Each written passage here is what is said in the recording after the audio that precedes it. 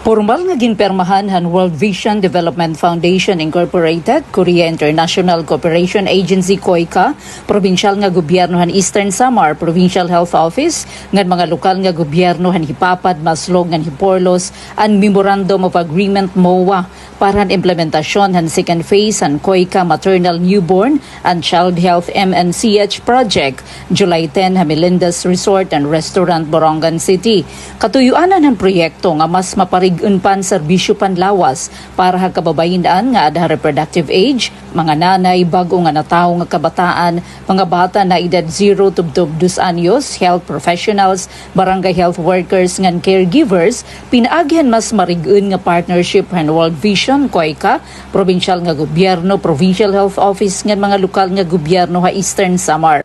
Kabahin han mga ginlalauman nga resultahan proyekto ang pagduganghan paggamit han maternal ngan child health services, pagpauswagan kahimsogan mga nanay ngan kabataan, pagtukod hin epektibo ngan sustainable nga maternal ngan child health governance framework, ngan pagparig-on han kapasidad han civil society organizations para ha participatory accountability. Haiya mensahe nagsiring hi Romel Jeffrey Huzon, Project Manager han World Vision Philippines KOICA MNCH project, nga bisan ko natapos na opisyal nga implementasyon hansyahan nga bahinhan proyekto han 2025, padayon na dun ira paningkamot para kaupayan han mga pamilya, nanay, bago nga natawo nga kabataan ngan kabataan ha Eastern Samar. Sumalakan Huson an MOA di relasa nga dokumento kundi simbolohan padayon nga pagbuliganay han World Vision ngan han probinsyal nga gobyerno base mapadayon ngan mapahaluag ang mga kalampusan hansyahan nga bahinhan proyekto.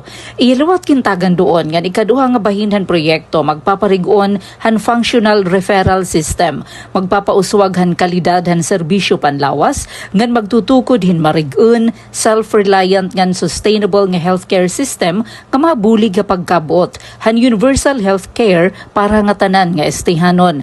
Kaparte han mga igpapatuman nga aktibidad ang capacity building para health professionals ngan barangay health workers, pagpauswag han licensing han mga birthing facilities, paghatag han medical equipment, medisina ngan medical consumables, suporta ha PhilHealth accreditation ngan electronic medical records, pagparig-un han healthcare provider network, pakigpartner ha civil society organizations ngan home visits, pinaagyan timed and targeted counseling model han World Vision. Antes an opisyal nga pagpirmahan kasabutan, naghatag liwat hin mensahe ra Vice Governor Maricar Sison Gutisan ngan Jiwan John, Project Director han World Vision Korea KOICA MNCH project. Ginpangunahan ni Vice Governor Gutisan ang mga signing kaupo ni Provincial Health Officer Dr. Marian Isiderio, Mayor Benjamin Ver han Hipapad, representante ni Maslog Mayor Septemio Santiago, ngan representante liwat ni Mayor Gilbert Gohan Hiporlos,